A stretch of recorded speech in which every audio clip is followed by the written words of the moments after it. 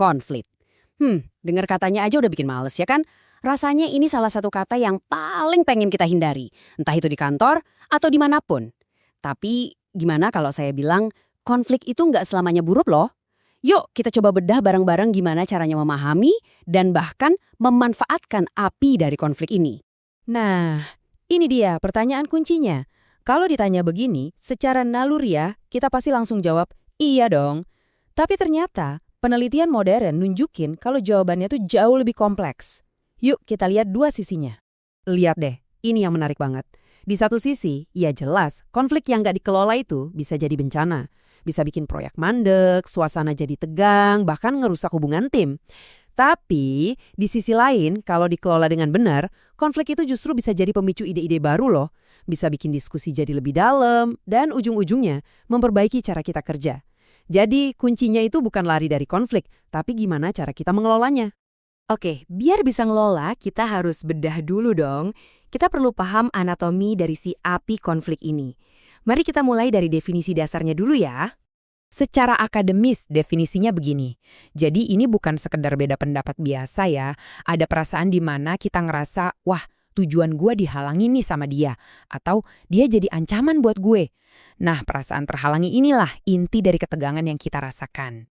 Dan analogi ini, wah pas banget buat ngegambarin situasinya. Coba bayangin, ada dua kapal di lautan yang sama, tapi tujuannya beda-beda. Kalau nggak ada komunikasi, nggak ada koordinasi yang jelas, ya udah tabrakan itu hampir pasti terjadi. Begitu juga kan di dalam tim atau perusahaan kita. Nah, para ahli tuh biasanya ngebagi konflik jadi dua kategori besar, biar gampang kita analisanya. Pertama, kita lihat dari siapa aja yang terlibat. Terus yang kedua, kita lihat dari apa sih yang sebenarnya diributin. Yuk, kita bahas satu persatu. Kita mulai dari yang paling dasar, konflik intrapersonal.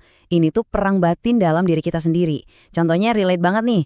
Misalnya galau milih antara fokus nyelesain proyek penting di kantor atau ngambil kesempatan ikut kompetisi yang keren. Dua-duanya bagus, tapi waktu dan energi kita kan terbatas. Kuncinya di sini, coba deh jujur sama diri sendiri. Prioritasnya apa? Ngobrol sama mentor juga bisa bantu ngasih perspektif baru. Lanjut, ada interpersonal. Nah, ini yang paling sering kita alamin kan? Gesekan sama teman kantor misalnya, mungkin cuma gara-gara salah paham soal deadline atau gaya komunikasi yang beda. Tips cepatnya gimana? Coba deh asumsikan niat baik dulu. Daripada langsung nuduh, coba mulai dengan, kayaknya gue salah paham deh, boleh kita obrolin lagi ekspektasi soal deadline ini? Pendekatan kayak gini tuh ngebuka pintu dialog, bukan malah ngajak berantem.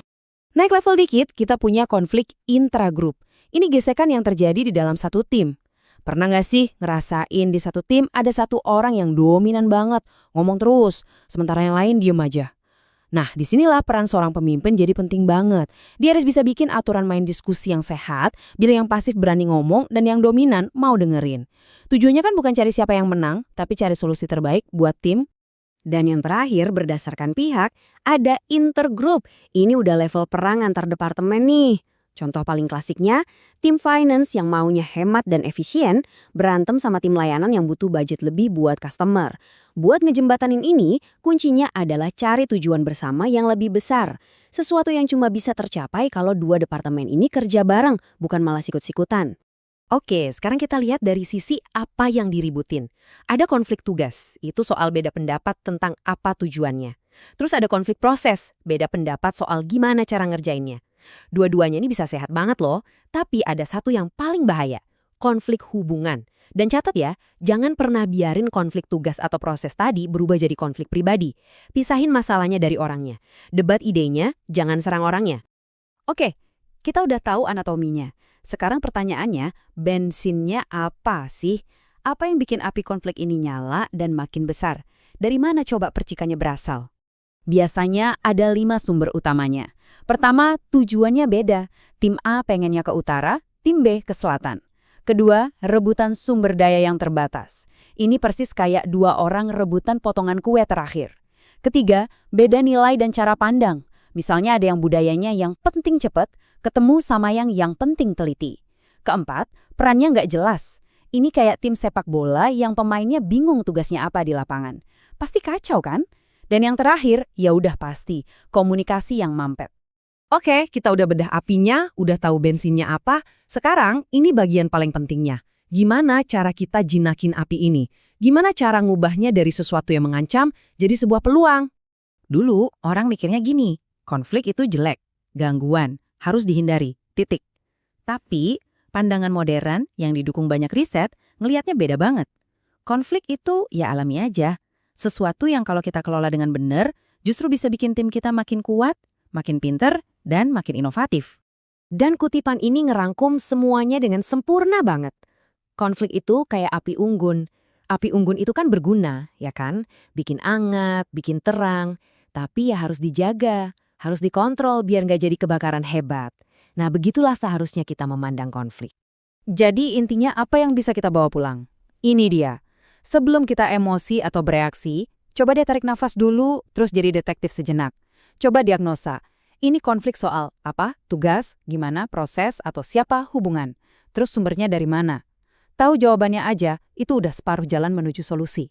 Sebagai penutup, saya mau ninggalin Anda dengan satu pertanyaan buat direnungkan. Coba deh pikirin lagi. Gesekan atau perdebatan apa yang sekarang lagi terjadi di tim atau lingkungan kerja Anda? Daripada ngelihatnya sebagai masalah, gimana kalau kita coba lihat itu sebagai potensi api unggun? Api mana yang kalau dikelola dengan baik justru bisa jadi sumber kehangatan dan cahaya untuk inovasi baru? Coba direnungkan ya.